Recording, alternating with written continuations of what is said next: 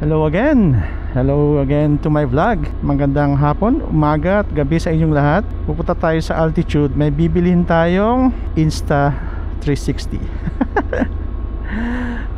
Alright, bibili tayo ng Insta360 X5. Matagal ko na ang gusto yan. Meron lang akong hinihintay na ibenta talaga. Binenta ko na yung aking Huawei na cellphone na bago na 512. Binenta ko na lang ng 32,000. Tapos pambili natin ng X5. Naka-sale ngayon ang Insta360 X5. So expected ko ngayon na Sunday konti lang yung motor or kotse sa kalye. Excited ako kasi matagal ko nang gustong bumili nito. And I was just waiting for the right moment and the right time. And I think this is the right time. So kailangan meron kang mabenta para to buy something. Tapos yung ibang dalawang Insta360 ko na RS saka 1R, binibenta ko na rin siya. Actually mura na lang eh.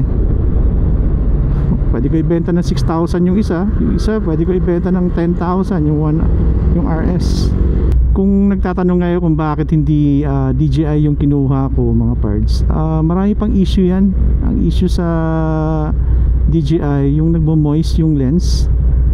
Isa sa mga pinaka problema yan. Dati may problema ganyan ng Insta360 Ace Pro 2. Ni-recall nila kaagad nung nagka-problema ng ganyan. Tapos after that wala nang problema. Tapos maliban dyan yung overheating issue ng DJI, meron yan. Well, in fact, noon pa man na-appreciate ko yung DJI ko dati na Osmo. Kasi ganun ang gamit ko dati sa sa action camera ko. Sobrang ganda nun. Problema lang talaga is yung overheating niya. Problema na ng Osmo yan.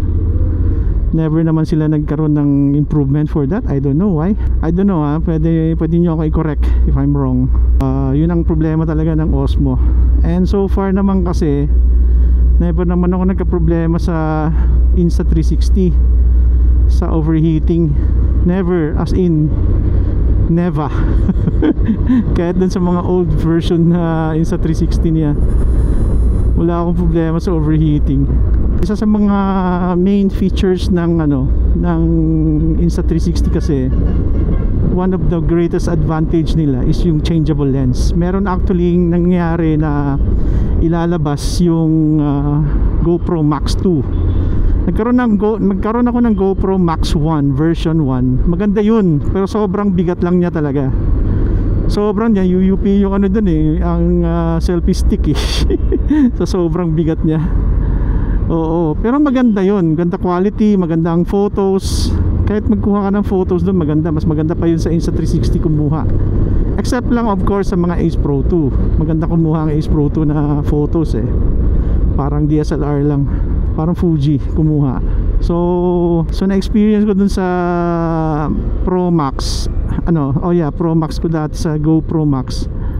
Maganda yung quality ng video niya. Tapos meron ding 4K. Maganda siya. Overheating, well, normal naman sa GoPro din yun. Problema naman ng GoPro talaga yun noon pa, yung overheating issues nila never na naayos. GoPro Max version 2. So kung ilalabas nila yun mga parts, maganda yun. I would probably recommend that Insta360 360 camera kasi changeable lens din siya.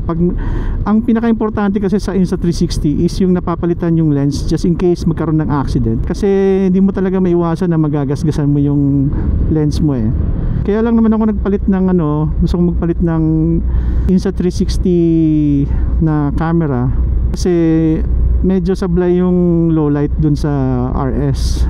Yun lang yun. Tapos yung sa X5 maganda yung yung version niya. Parang na lang Ace Pro 2 ang dating.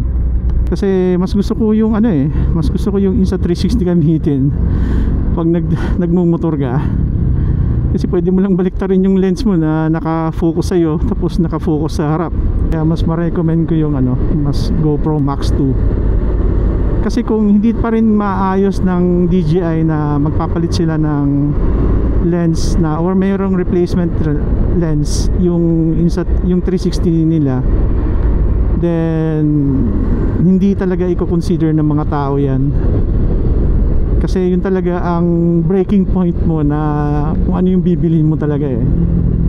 And to think Insta360, no, na sila, kilala na sila sa mga ganitong camera na ano, sa market. In terms of accessories, marami na rin talaga.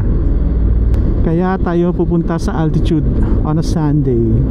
Bukas sila pag Sunday ng 8 o'clock yata, 8 to 5 p.m. Pero pag sa regular days like Monday to Saturday, bukas sila yata hanggang 9 o'clock ng gabi. So if you really want to visit Altitude Digital, dito lang yan sa Mandaluyong, sa may Sparta na compound. Doon mo makikita, meron din silang DJI doon. For sure sasabihin nila sa akin, mag DJI ka na lang sir. Meron din silang DJI doon mga parts. Meron nga silang gimbal na DJI eh. Ako rin pala nagsusupply sa kanila ng mga divider pads na nabibili nyo sa Lazada.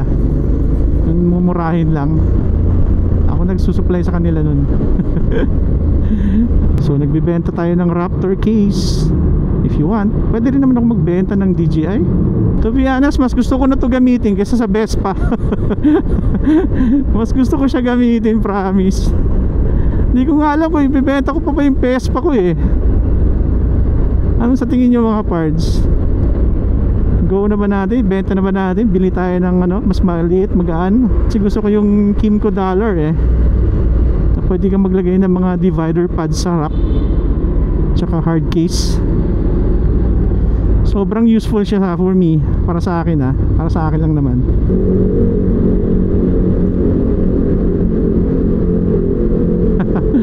Liwanag. So dito yan siya sa Mandaluyong. So distributor tayo ng hard case na Raptor.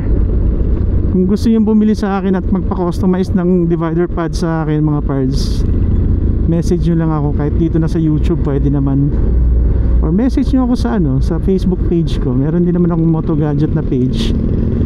Message nyo, or A-Vision Customize na page. Pwede rin naman doon mga parts.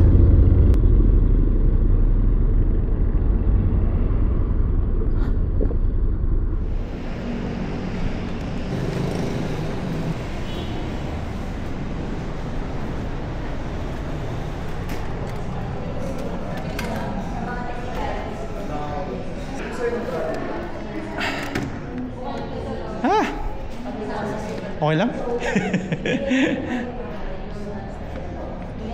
Mura ng X3 Ayan may DJI Osmo. Pwede ba makita to? Ito. Okay. Bago yan sir.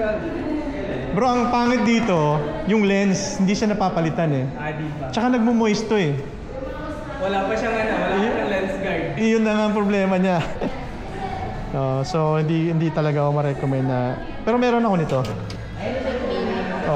Magkano sa inyo?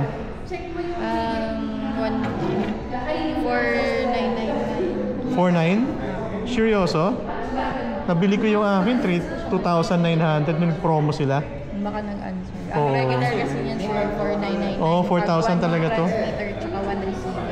Pwede bang bumili ito lang? Hindi pwede, no? Transmitter, meron, di ba? 499. Meron, di ba? So, pwede pala ako mag-create ng dalawang ganito for this. Kasi nga, dalawa yung niya, indicator niya. Alright. Ito, mic adapter to. Kailangan ko yan. Sir, extra battery. Yes, nice. Sige sir, consider muna natin yung mga mapipili mong accessories. Actually, pinili ko na. Napili mo. Sir. Kasi kung ano yung nasa isip ko, yun na yung kunin ko. Ito yung mic adapter. Bumili na rin tayo. Extra battery. Another battery. So may battery pa to dito sa loob? Yes. Obviously, yes. So 3 baterya. Okay yan.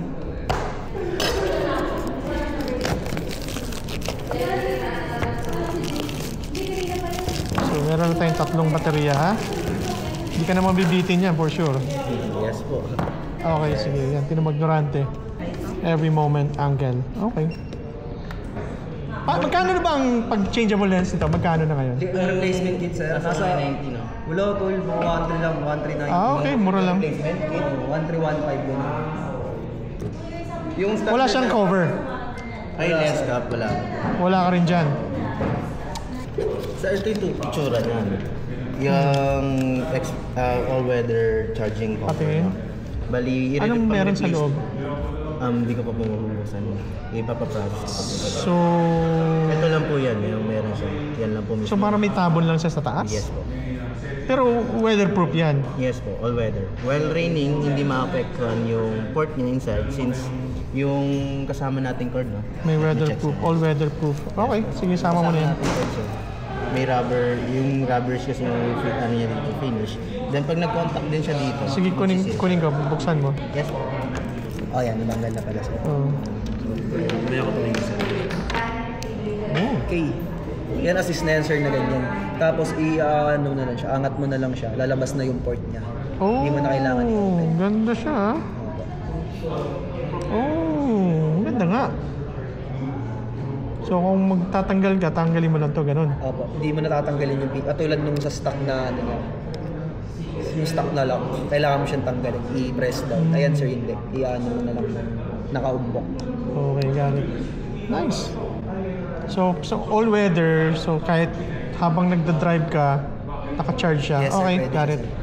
Hey, natapos din ang ating transaction sa Altitude. So bumili tayo ng X5, bumili tayo ng mic adapter, bumili rin tayo ng all-weather USB port. Hindi na tayo bumili ng charger, pero bumili ako ng extra 2 baterya. Ano pa ba? 2 extra batteries. Yung mic. Mic Air. Yup, bumili ulit tayo ng mic Air para lang exclusive for Insta360. So para matry natin kung talagang worth it bang bumili ng ganon sa kanya. So wala siyang 1080p. Okay lang, no problem, no worries. Pero umabot siya ng mga 30 plus. Kung bibili mo siya for a regular price, umabot siya ng 40,000 plus. Yun lang yung masabi ko. Yun lang yung masabi ko sa kanya. Meron din silang DJI 5 na ano doon, DJI na Osmo na 360 camera. Pero obviously hindi natin kinuha yun parts kasi hindi ko nga siya gusto. It is always a wise decision na replaceable yung lens. Yun. Tapos tinanong ko rin kung kailangan ko ba yung lens protector. Sabi niya, sir, kung mag lens protector ka, doon ka na sa premium na lens protector. Meron daw talagang premium na tagda 2,000. Sabi ko, meron ba kayo? Kasi kung meron yun parts, kukunin ko yun. Eh wala sila. Ang meron lang sa kanila yung tag 1,000 plus, which is wala din, nai-scratch din siya. So wag na lang. Since yung lens naman ito madaling ma-replace 1,000 plus lang daw yung lens replacement niya sa 360. So kung masira, di palitan ng bago. Yun na lang yun, di ba? Masaya at nabili ko na siya. Dito ko na dapat siya ilalagay kaso wala pa siyang SD card. Meron naman akong 512 na SD card, so dun ko siya ilalagay. Alright, dito na lang tayo mga pards. Hanggang dito na lang. At napili na natin yung kailangan natin piliin. Always remember mga pards, pray before you live, and ride safe. God bless everyone. Bye.